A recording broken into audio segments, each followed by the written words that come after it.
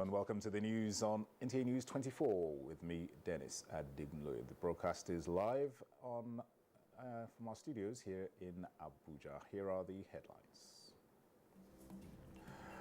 President Buhari promises high sense of security in the land before his tenure elapses.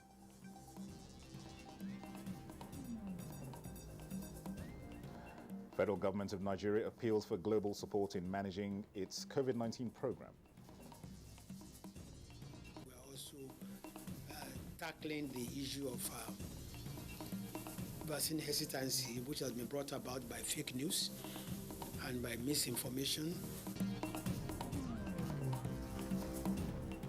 Petroleum Industry Act. Host communities of oil and gas in Nigeria commends President Buhari's assent.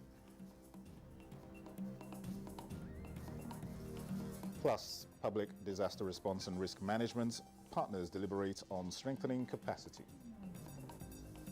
How can we prepare in advance? That's being proactive before the disaster strikes.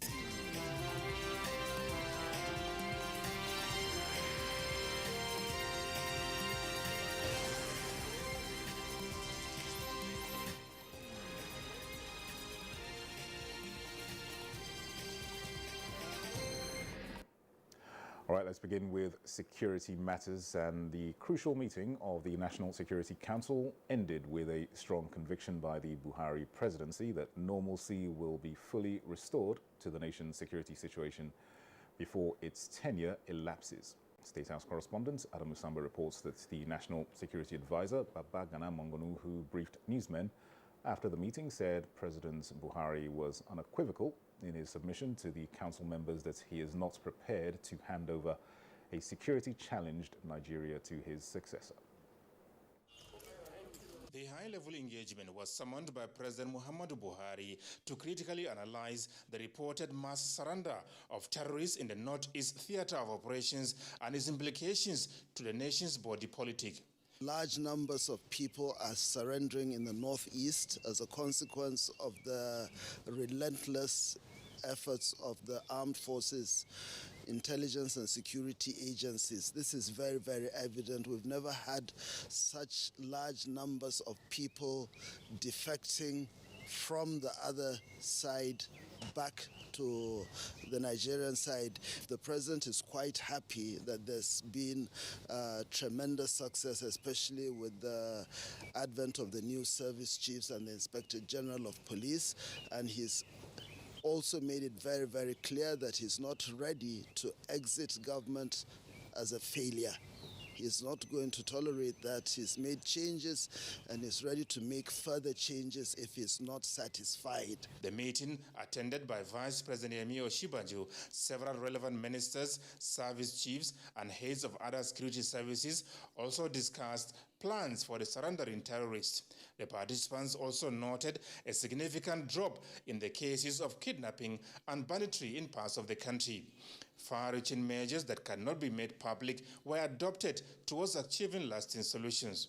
In the context of the 21st century, you can't deal with these emerging crises in a cut-and-dried manner. We have to use everything at our disposal, all the elements of national power, including the population, the wider community needs to work with the security agencies to deal with these problems. People should not cover for those who they have identified as unscrupulous, undesirable people. We have been encouraged to do more from what we've been doing, and we also assure Mr. President that we will put more efforts, more sacrifice to ensure that we are above and ahead of crime and criminality. During the discussions, which lasted about 5 hours, key participants made submissions on various strategic and operational issues. President Buhari used the opportunity to express worry over the reported widespread hunger in the land. The president is not oblivious to the pains of the people, and is working with the Vice President and other members of Council, is going to employ the relevant ministries, departments and agencies of government to address this issue. As far as it's concerned, it's also an emergency situation. The people should not be left to wallow in hunger and in despair. The National Security Council meeting also touched on the recent killing of travelers in Jos Plateau State, with President Muhammadu Buhari expressing confidence in efforts by Governor Simon Lalong towards maintaining peace and security in the state. From the State House, Adamu Sambu, NTA News. Meanwhile, a renowned Islamic scholar and leader of the Tijaniya sect, Sheikh Dahiru Usman Bauchi, has formally briefed President Muhammadu Buhari on the recent incidents in Jos Plateau State, where some of his followers lost their lives. Here again is State House correspondent Adamu Sambo with details.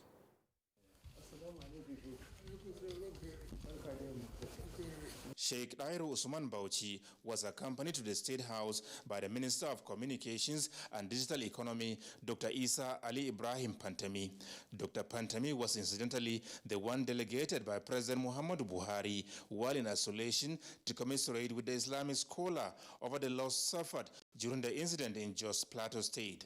Sheikh Dahiru Usman Bauchi is here at the instance of the President to bring him up to speed on the unfortunate situation with a view to strategizing ways of avoiding a recurrence. Speaking to NTA News after the meeting that lasted about 30 minutes, the Minister of Communications and Digital Economy, Dr. Isa Ali Ibrahim Pantami, described the strategic engagement as fruitful and reassuring.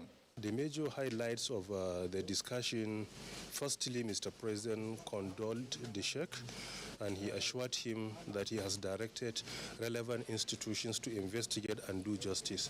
He appreciated the Sheikh for the way he promotes peace, and at the same time he urged his followers to always be law-abiding. The Sheikh also presented some solutions to Mr. President for consideration, firstly on what happened, and secondly something that will bring everlasting peace in the country, which is what we have been yearning to ensure, that there is peace everywhere.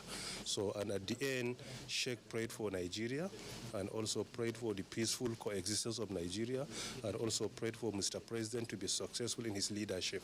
The minister confirmed that the president assured the Islamic scholar that the government will study the recommendations he presented for necessary action. Adamu Sambu, NTA News. Now, the authorities are promising tougher times for air passengers intending to travel with prohibited items on the no-flight list at any of the nation's airports, following the approval of more funding for sniffer dogs by the Federal Executive Council. Aviation correspondent Emmanuel Aimiro visited the military working dogs kennel wing of the Abuja airport to witness firsthand the training of sniffer dogs for increased security. Vigilance and search operation of suspected vehicles begin at the K9 wing of the Nnamdi Azikiwe International Airport, Abuja. The search continues with the luggage of passengers before they are screened for COVID-19 or any other suspicious items. The approval of the procurement of security dogs is in line with the International Civil Aviation Authority for the safety and security of airports. Now, these dogs, they would be doing, among other things, detection of bomb, detection of drugs, currency, prohibited items, explosives, etc., etc. A visit to the military working dogs kennel provided an insight about the specialty of each dog on narcotic, explosives, patrol, and special operations. Security dogs are known for providing health and well-being benefits to their owners through the raising of alarm or alert when a suspected item is found within their domain. Such is what you are seeing being demonstrated by patrol dogs at the K9 unit of the Nnamdi Azikiwe International Airport, Abuja. Our dogs are periodically checked before they even go out for any operation. They work like the way we work, from 08 to 1600 hours. All these bandits, all these kidnappers, most of them are drug-addicted youths. And these are issues that the government, I think, is doing the right thing, not only for the airport. The sniffer dog should also be imported for our borders. Kudos to Mr. President. We must thank him, and we must thank the Federal Executive Council. So, what to expect with the additional funding is a faster response time to unlawful possession of prohibited items. Emmanuel Ayemiro, NTA News. Let's go to Plateau State now, where Governor Simon Lalong has relaxed the 24-hour curfew earlier imposed on Jos North local governments on Sunday to its earlier status. Under the new arrangements, the curfew will be observed from 6 p.m. to 6 a.m. daily, beginning from Thursday, 19th August 2021. This will also apply to Bassa and Jos South local government areas until further notice. The decision was reached after the State Security Council meeting held at the Government House, Rayfield, where the governor received briefings from the heads of security agencies and also reviewed the situation. The statements by Director of Press and Public Affairs to the governor, Dr. Makut Simon Macham, notes that while the curfew is relaxed in Jos North, security agencies will mount permanent checkpoints in high-risk areas, deploy more uniform and plainclothes personnel, and also observe the conduct of citizens round the clock. The Nigeria Police Trust Fund has taken delivery of security and health equipment, as well as other operational vehicles procured for the force.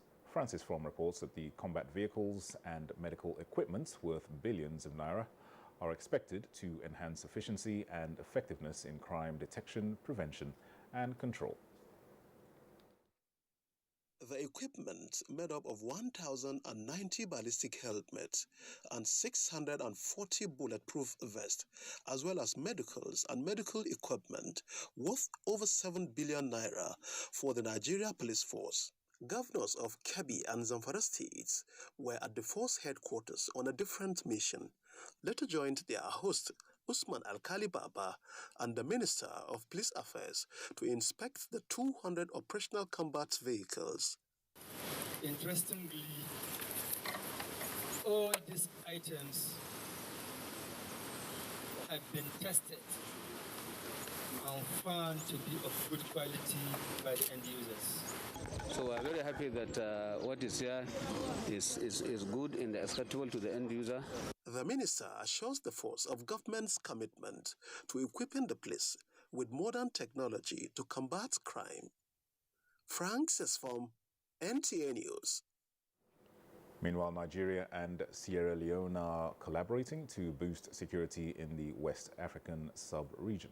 To this end, the Minister of Internal Affairs of Sierra Leone and the country's, Nigeria's, Minister of Police Affairs met to strengthen the region's security architecture. Again, here is Francis Farm with details.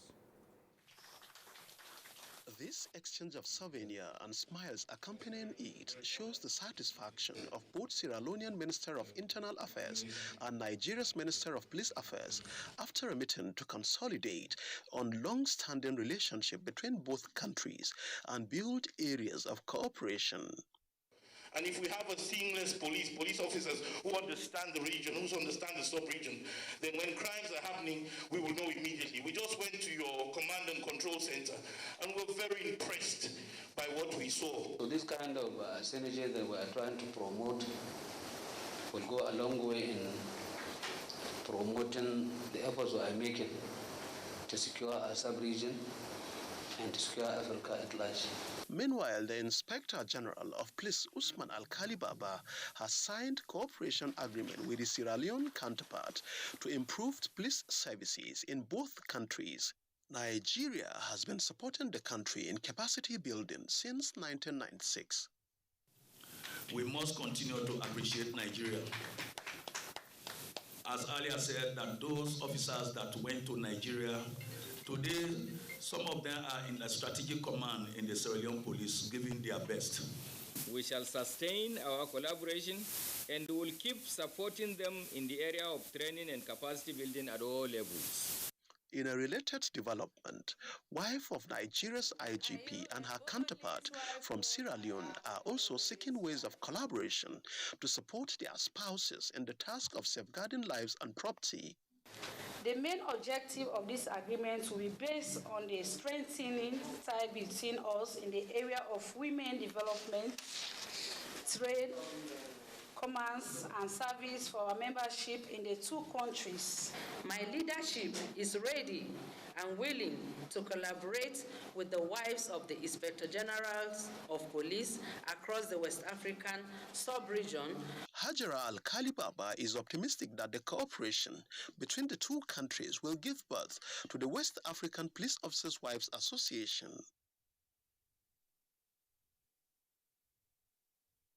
Francis Fon there with that report. You're on to the news on NTA News 24 up ahead.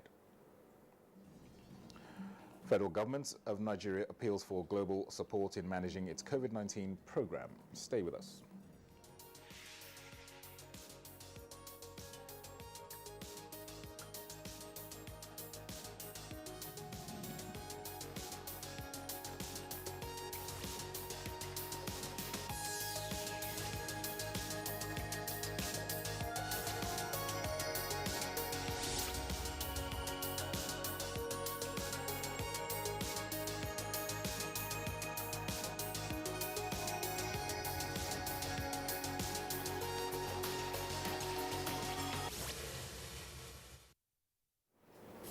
Thanks for remaining with us. Now, the construction of durable infrastructure and the setting up of an enabling environment in the Niger Delta region have been the focus of the President Muhammadu Buhari administration.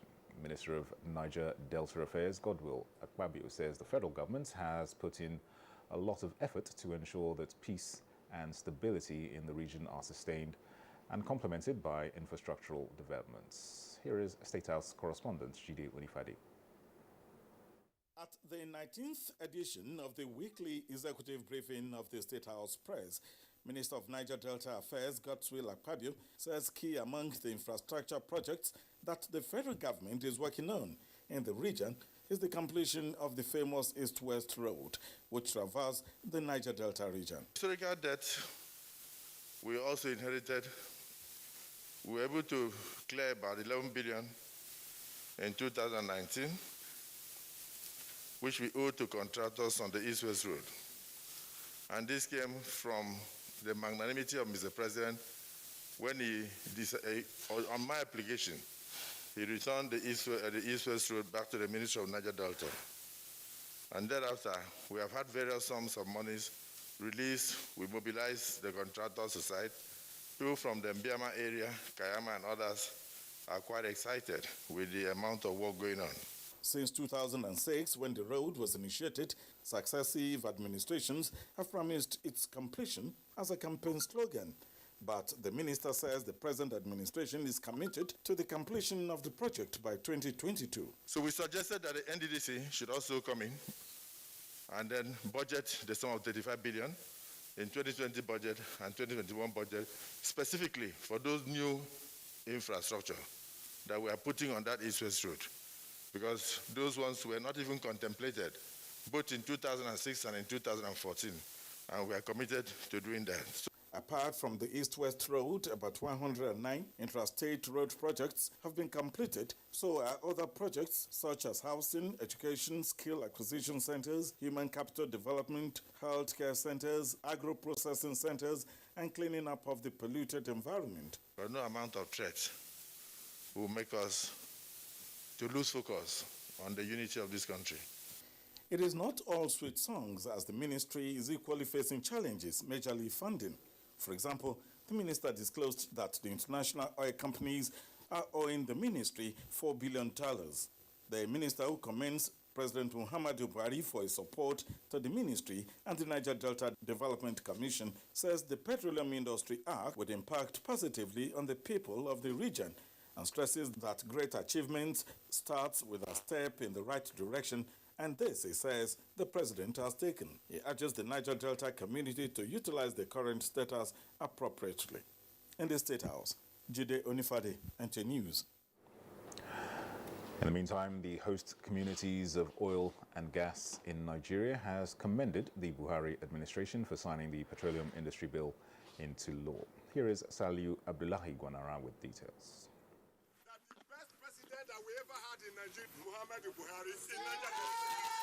Addressing journalists at the Unity Fountain in Abuja, the nation's capital, National Chairman of Host Communities of Nigeria, Chris Mike Emu, appealed to traditional, political, religious, and all relevant stakeholders across the oil-producing communities to embrace the Petroleum Industry Act as a necessary tool to positively impact on the citizens. 10 years we have been waiting and waiting. What we have been waiting for has been given to us. And so we are here to celebrate this PIA 3% for a starting point. The issue is that this law is a law that favors the host community. And so I want to appeal to all leaders of the Niger Delta to please share your sword. Let there be peace so that we can think of how to manage this fund. The host communities said they will closely monitor and ensure strict adherence to the remittance of the 3% Petroleum Industry Act compensation to them. In Abuja, Salihu Abdullahi Gwanara, NTA News. And the Minister of State, Petroleum Resources, Timothy Silva, has called for deliberate efforts from members of the Petroleum Industry Act Implementation Steering Committee to implement the law in a manner that best achieves the objectives of enthronement of a vibrant, sustainable, efficient and investment-friendly petroleum industry. Silva said this is the only way to improve the country's revenue base, create jobs and support the government's economic diversification agenda. Lydia Sampson reports.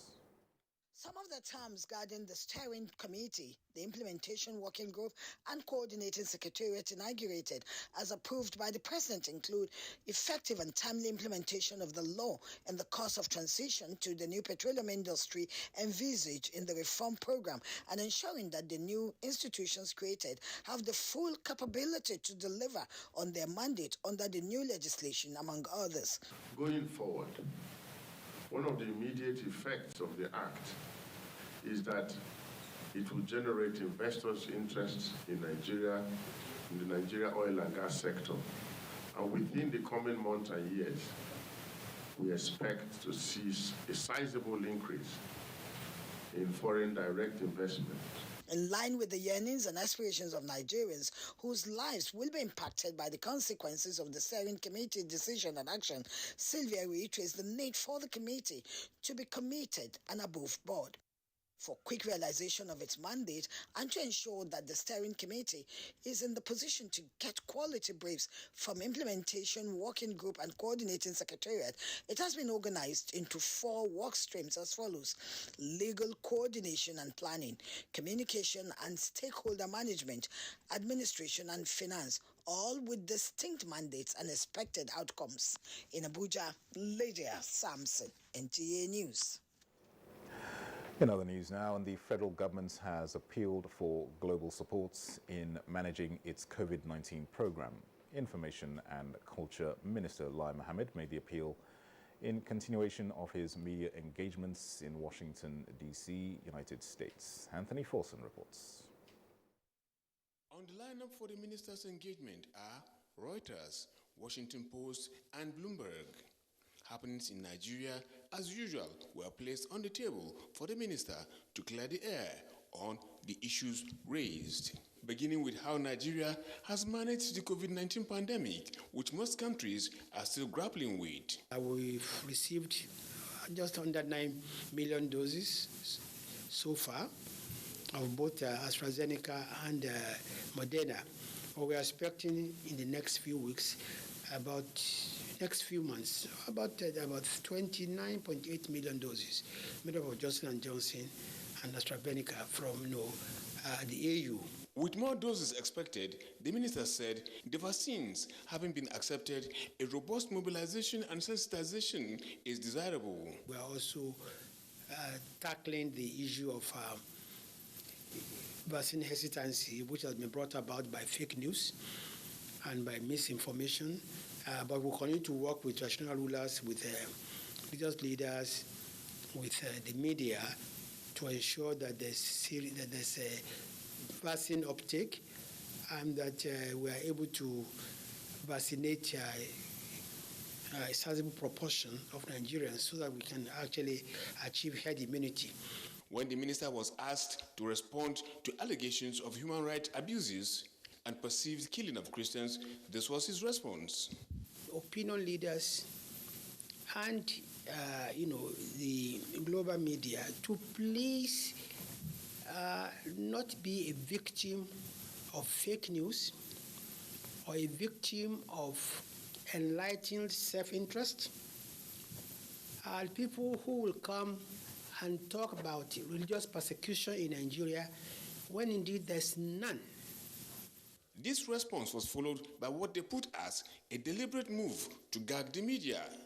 Lai Mohammed again dismissed the allegation. All that NBC said was an advice to stop glamorizing, banditry, to stop glamorizing the works of insurgency. And I do not think this is unusual. I remember that at the height of the IRA in the UK, the media resolved on their own that no IRA bombing would make page one of any newspaper. So I do not see how that kind of advisory cannot be seen as an attempt to muzzle the press. I think people are being very unfair and they are treating us very harshly without even talking to the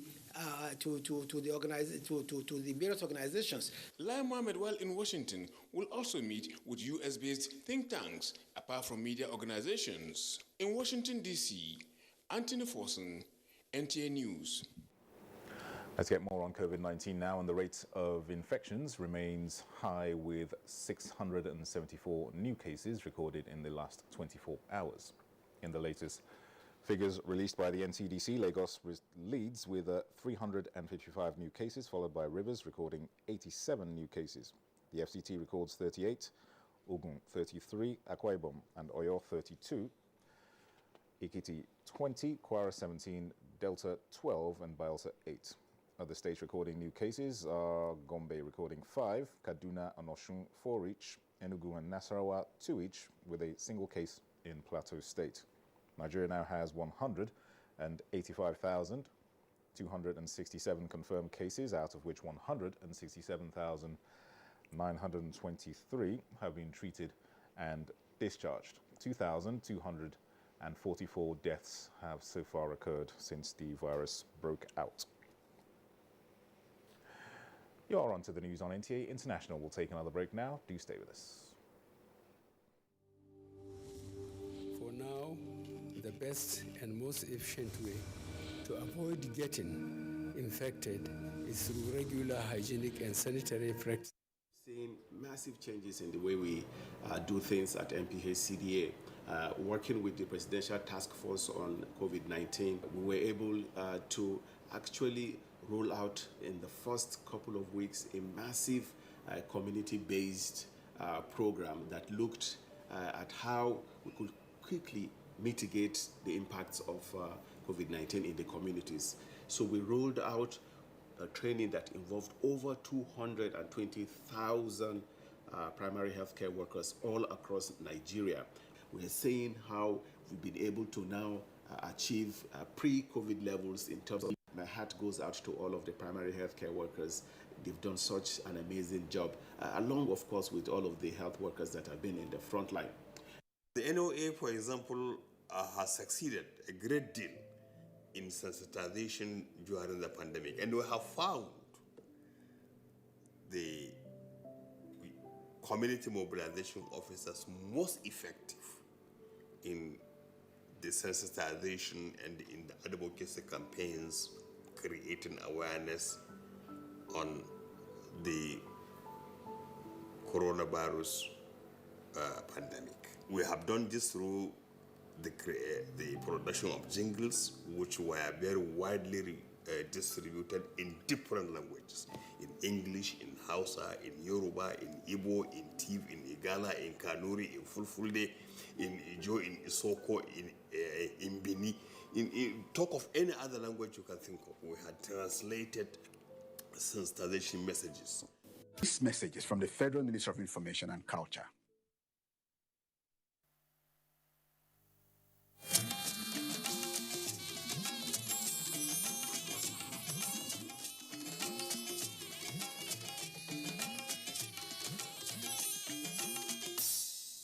the network service of the NTA.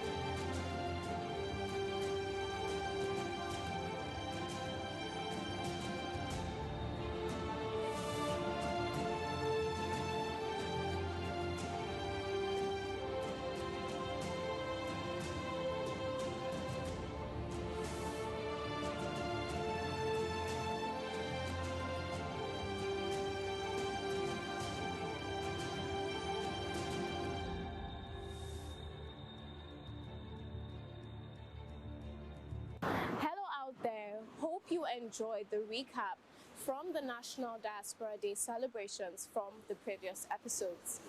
As part of the events leading up to the annual 2021 National Diaspora Day celebrations, the Nigerians in Diaspora organization, NIDO, United Kingdom South, organized a community development project for the Karu Children's Home in Abuja. More details to come shortly. And the chairman CEO of the Nigerians in Diaspora Commission, Honorable Abike Dabiri Arawa, received an audience, the young Nigerian rugby player, Maro Itoje. Now, this is your favorite program, The Diaspora, and I am your host, Koinsola Adetumbi. Please stay tuned.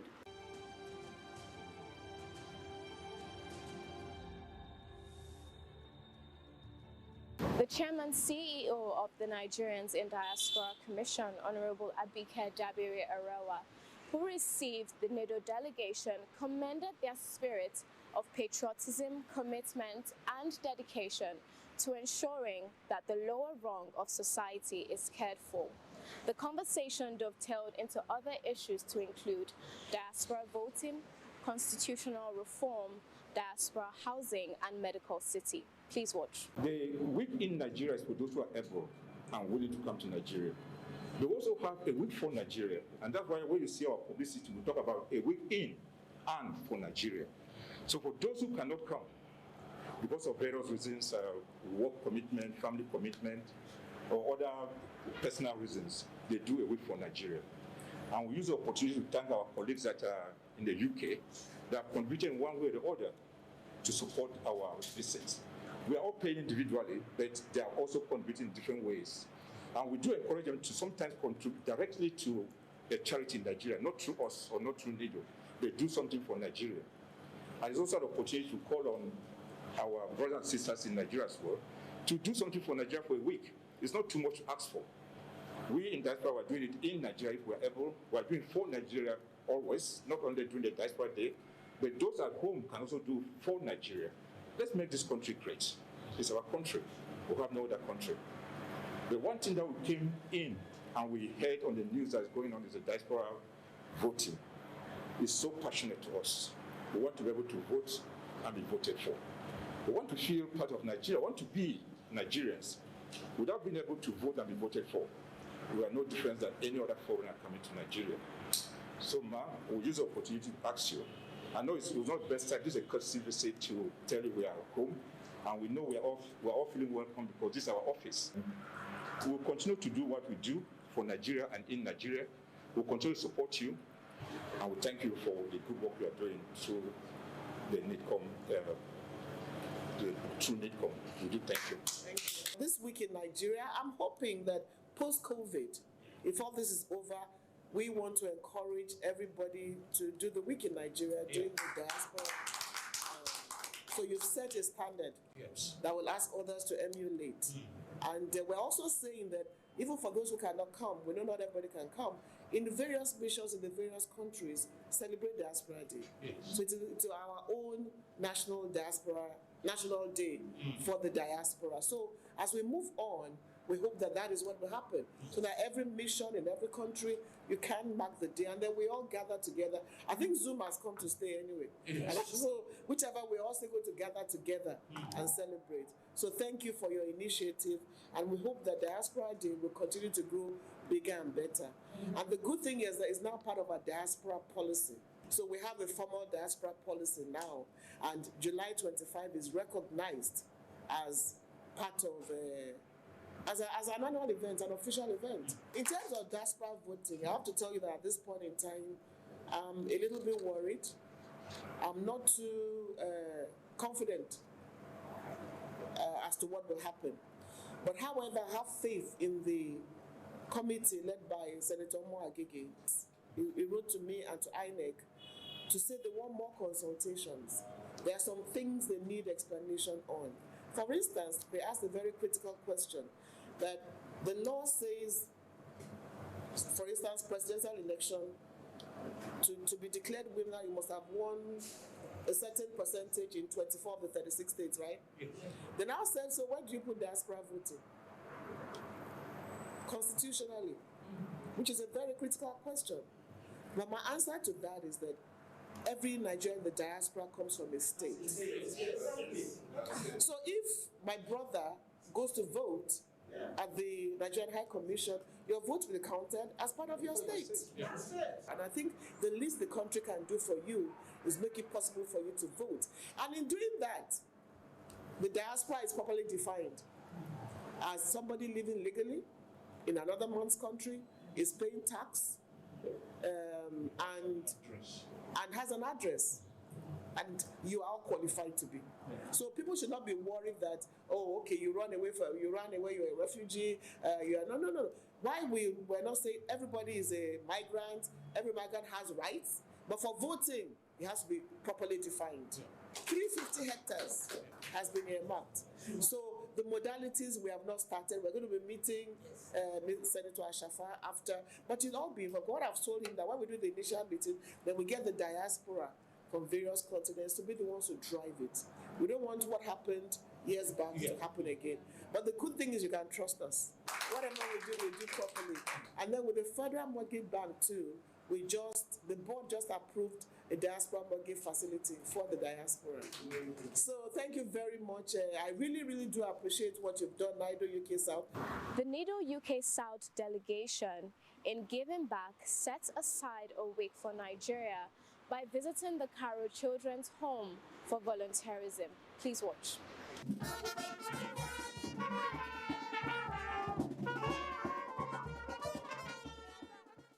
The diaspora are a catalyst for national development. We welcome all of you to this particular program. We thank you for participating. They mean business. They are not just here on a casual visit. And I'm sure the beginning of this particular relationship will go a very long way. The President, His Excellency, President Muhammadu Buhari, is one of the most diaspora-friendly person that we've ever had as president in Nigeria. He has a three-point agenda for the diaspora. One, he tells the diaspora, while you are out there, you are our ambassadors at large. People will read Nigeria through your actions, through your comportment, and through your character. You are our ambassadors. The second point on his agenda is that while you are out there, be the best and excel in whatever you are doing. The third point on Mr. President's diaspora agenda is that wherever you are, whatever you are doing, do not forget home. Need I have to say anything? These people here have not forgotten home. That is why they are here with us. That is why they are giving back. And shortly, we will be commissioning a project that they are going to execute in this particular institution as part of the National Diaspora Day 2021 project. It gives me great joy to identify with our brothers and sisters in diaspora for this humanitarian service they are embarking on. This shows that when we come together as one, we'll be able to lift this great country, Nigeria, to a greater height, no matter the challenges confronting us as a nation.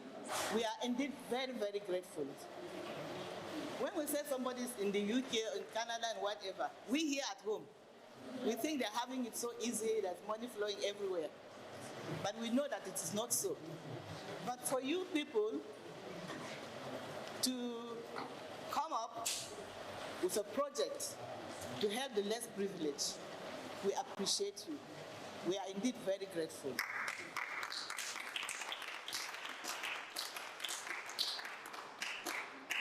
We, the management members of the BOM and the Board of Trustees, everybody seated here today, including you from the diaspora, we are the fathers and the mothers of these children seated here.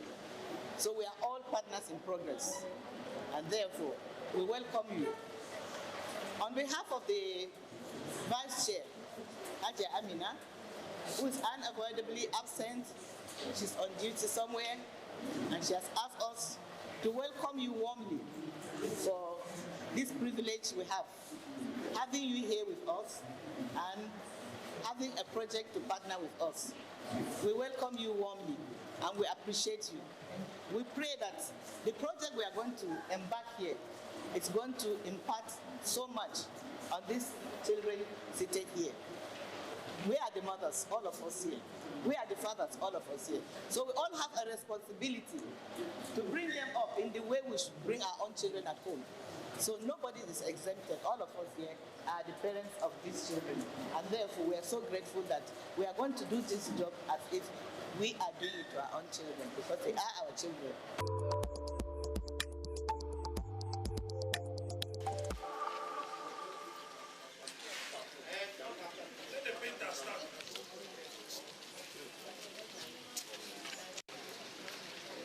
It's okay, it's symbolic.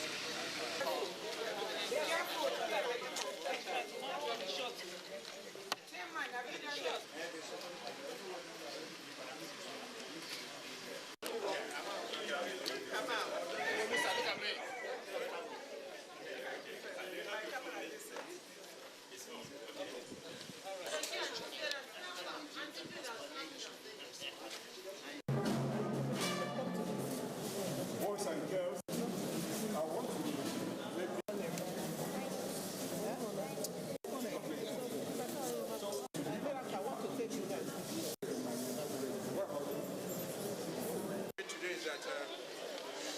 we have a concept called individual-led projects. So what we mean by individual-led projects, we want all diasporans and all members of NIDO to own a project. So you have your project or your initiative or your business geared towards Nigeria. So whatever you are doing in the UK, if you're a lawyer and practicing lawyer, have a law firm or a law project in Nigeria. If you're a teacher, have a school in Nigeria that you partner with. If you're a doctor, have a hospital in Nigeria that you can offer your services to. So once you're a Nigerian and you're a diaspora, whatever you are doing there, whatever you are learning there, replicate the same thing in Nigeria. So the question you asked me, what initiatives are we doing or what projects do we have? There are as many projects as there are Nigerians in diaspora. Every Nigerian diaspora that doesn't have any project, any initiative, any foundation, any trust in Nigeria, it means that person doesn't love Nigeria. That's the way we say it. You must do the same thing you are doing abroad. If you're a toilet cleaner, come and clean toilets in Nigeria. Be a professional toilet cleaner. If you're a wheelbarrow truck pusher, the best truck pusher in abroad. Or I know people say we wash dead bodies. I'm a barrister, we wash dead bodies. Yeah? If we wash dead bodies in abroad, come to Nigeria and wash dead bodies. Show that professionalism. Bring it back home. Let people in Nigeria see that can be done. And if I'm doing that, I want to be happy doing it. If I'm a driver, I want to be a happy driver. So everything we are doing abroad, we want to do it in Nigeria. So there are as many projects that we are bringing back home as there are many Nigerians in diaspora.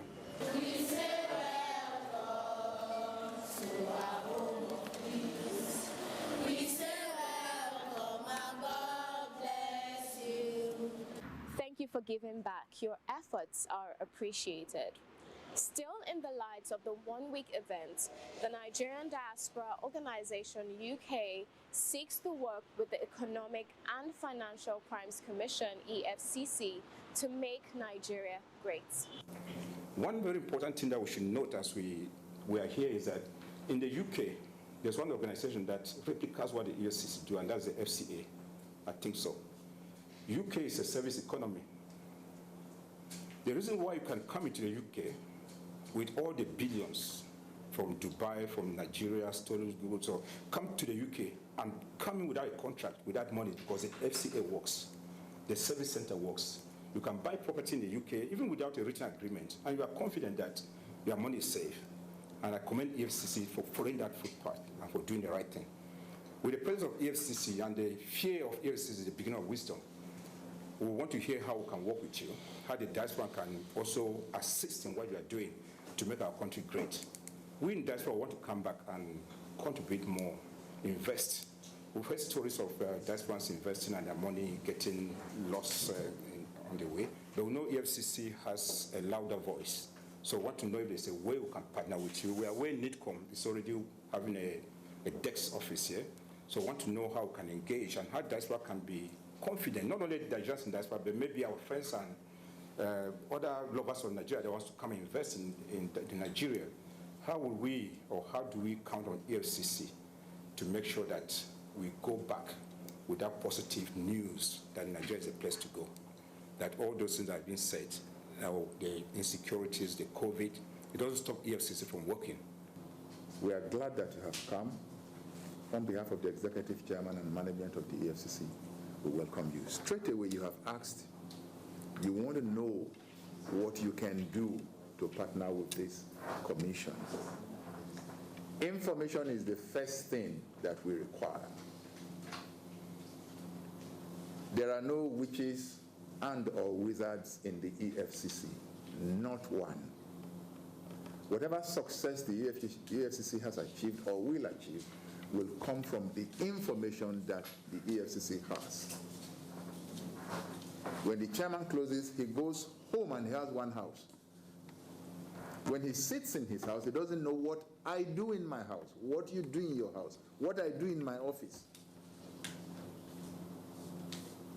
So when I do things that will bring disrepute to the name Nigeria, and you know, and you do not tell, there is no way he and the management of the EFCC can clean up what's going on that will ultimately affect you outside. Secondly, I ask that you be the voice of the EFCC. You have come home, you are celebrating the week. You will see a few of what goes on in our country. When you return to your bases in the UK and US, be the voice of this country. Be the voice of the EFCC that the Nigeria people knew that drove investors away from the country is no longer that Nigeria. We are proud that we are making little progress. Trust is coming back into the country and into the EFCC because of the little thing. We don't raise our shoulders. The little contribution we make, if it enhances even your status, the way people see you outside, we're happy. So be our voice. Give us information. Be our voice. Tell our story. Tell the Nigerian story. Nigeria isn't what it used to be. We may not be where you want it to be, where we all want it to be, but I tell you, we are not going southwards. The trajectory is upwards by His grace. So we appeal to you. We are delighted that you have come. You are confident Nigerians that have come to the EFCC. What you are saying to us is, catch me if you can. And there is no reason. Instead, the EFCC is saying to you, we are delighted that you have come. We're happy you have come. And we are throwing a charge to you. Be our ambassadors. Be ambassadors of the country. Continue to the good things you are doing.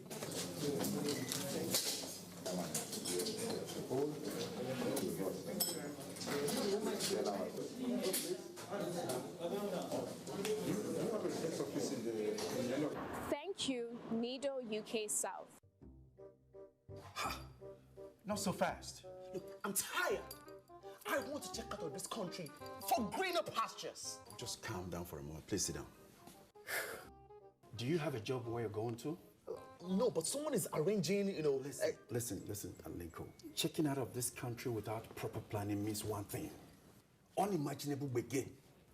You know, I've been in the diaspora, but legitimately doing great things at home and abroad. As as I've been saying, without the proper footing abroad, the risk is not worth it. Listen, Alinko, it's better to be home than be trapped abroad, or even end up in prison.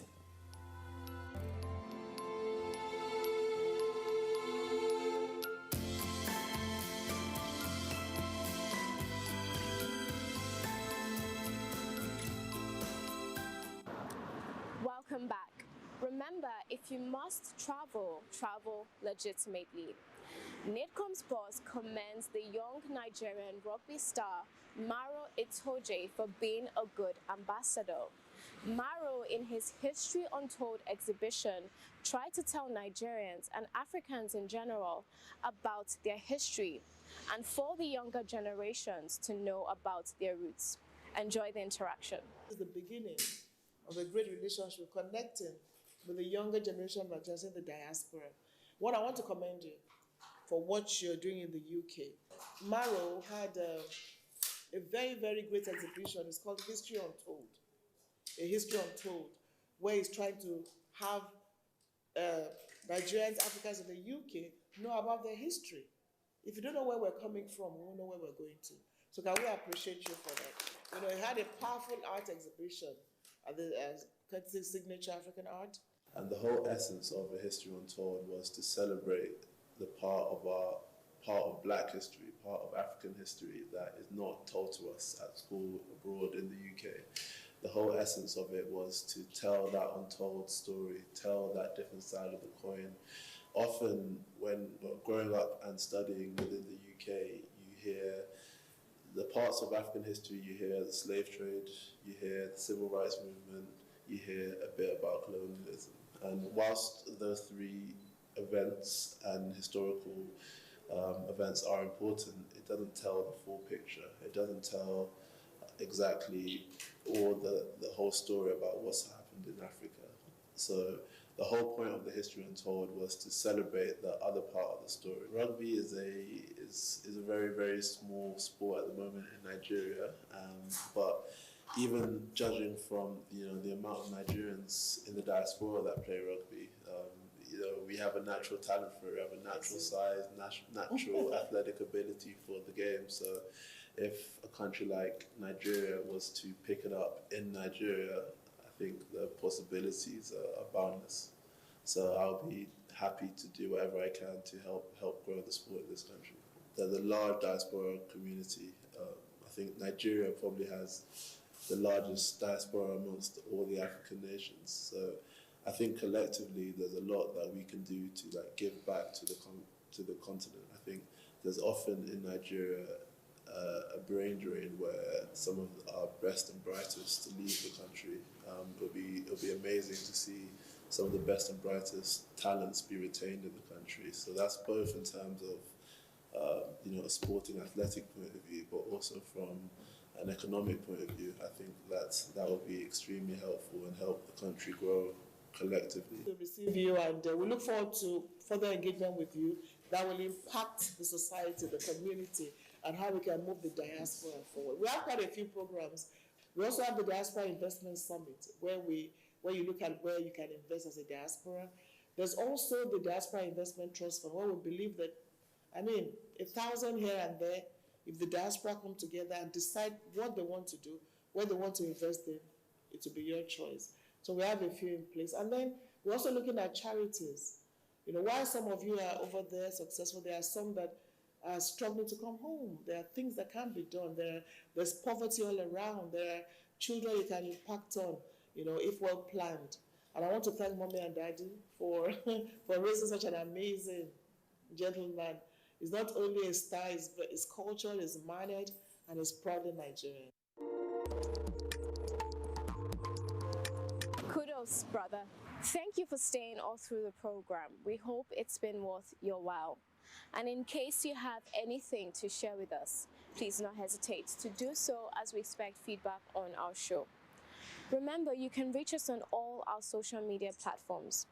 On Facebook at Nigerians in Diaspora Commission, on Instagram at nidcom_gov, on our YouTube page at nidcom_gov, and on our website at www.nidcom.gov.ng. You can also join us on DSTV at NTA Network on Friday at 10:30 a.m., on NTA International on Tuesday at 6 a.m. and 10:05 p.m., on NTA News 24 on Friday at 2:30 p.m., and on Sunday at 10:30 a.m. You can also join us on WAP TV on Thursdays at 9 a.m. and on WTV on Wednesdays and Sundays at 8 a.m. And you can join us on Ben TV London at 4:30 p.m. on Saturday. I remain your host, Koinsola Adetumbi. See you next time.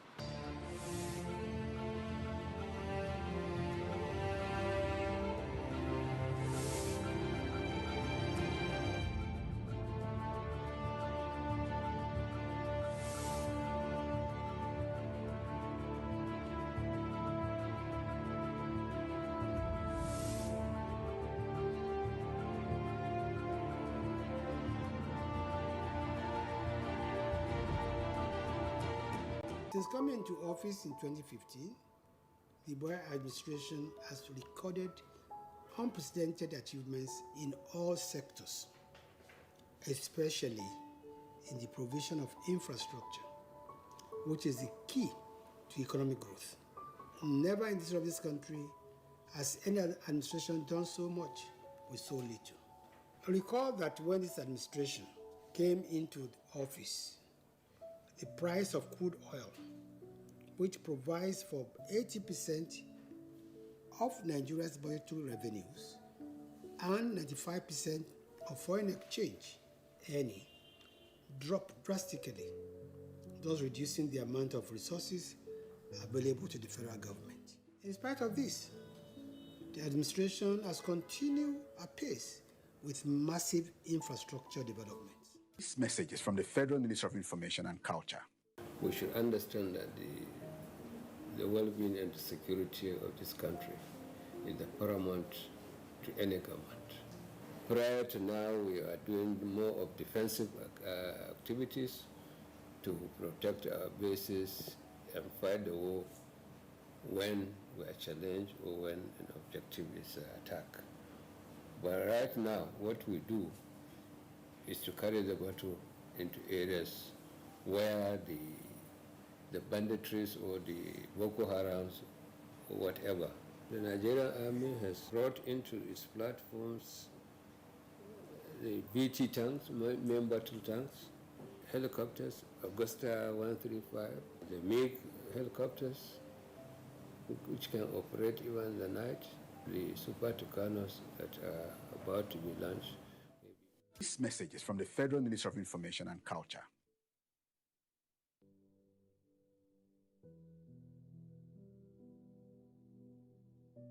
The housing solution we have developed is a multifaceted one. First, we have tried to lead a program to build what we think will be an acceptable and hopefully affordable housing type based on surveys we did in 2015-2016 and construction that started in 2017. And that's going on in 34 states as the National Housing Program. This message is from the Federal Ministry of Information and Culture.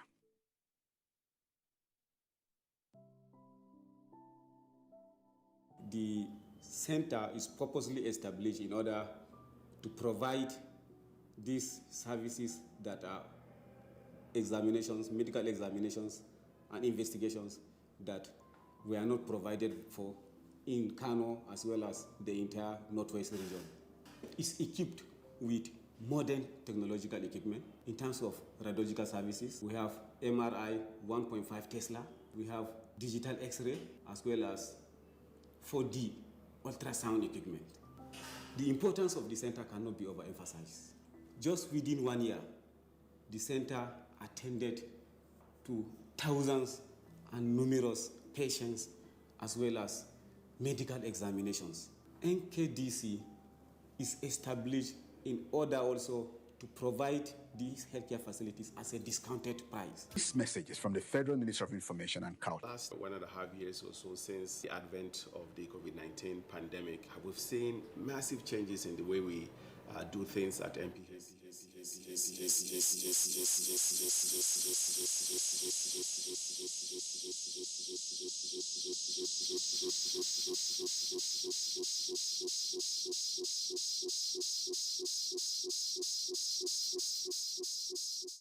By the Buhari presidency that normalcy will be fully restored to the nation's security situation before its tenure elapses. National Security Advisor Babagana Mongonu, who briefed newsmen after the meeting, said President Buhari was unequivocal in his submission to the council members that he is not prepared to hand over a security-challenged Nigeria to his successor. The president is quite happy that there's been tremendous success, especially with the advent of the new service chiefs and the Inspector General of Police, and he's also made it very, very clear that he's not ready to exit government as a failure.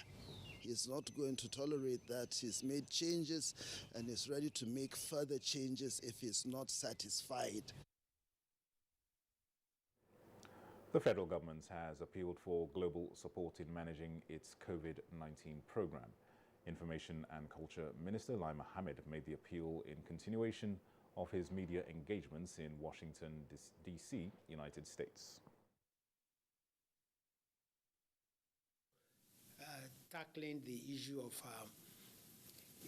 vaccine hesitancy, which has been brought about by fake news and by misinformation, but we'll continue to work with traditional rulers, with religious leaders, with the media to ensure that there's a vaccine uptake and that we are able to vaccinate a sizable proportion of Nigerians so that we can actually achieve herd immunity. And the rate of COVID-19 infections remain high, with 674 new cases recorded in the last 24 hours. In the latest figures released by the NCDC, Lagos leads with 355 new cases, followed by Rivers recording 87, FCT 38, Ogun 33, Akwa Ibom and Oyo 32 cases each, Ekiti records 20, Kwara 17, Delta 12 and Bayelsa 8. Others are Gombe recording 5 new cases, followed by Kaduna and Osun recording 4 new cases each, Enugu and Nasarawa 2, while a single case is recorded in Plateau State. Nigeria now has 185,267 confirmed cases, out of which 167,923 have been treated and discharged, as the death toll stands at 2,244. Well, that was the news in brief. There will be more news coming up later on at 1. I'm Dennis at Digundoye. Good morning.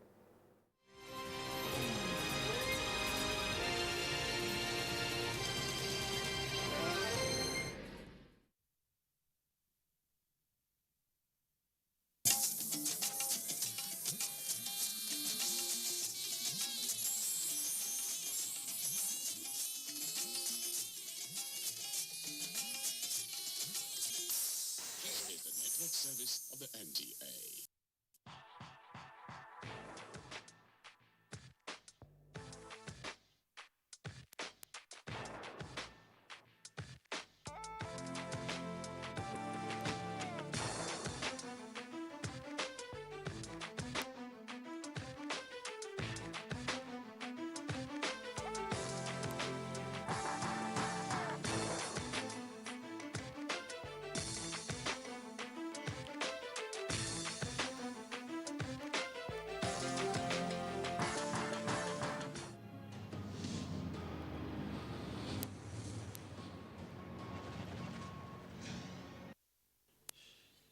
A few days ago in Yaoundé, Cameroon, the draws for the 2022 African Cup of Nations, Africa's biggest football championship, were held. Permutations and calculations have started already all over the continent about the likely winners and losers. We shall be looking at each of the groups through a crystal ball of experts that will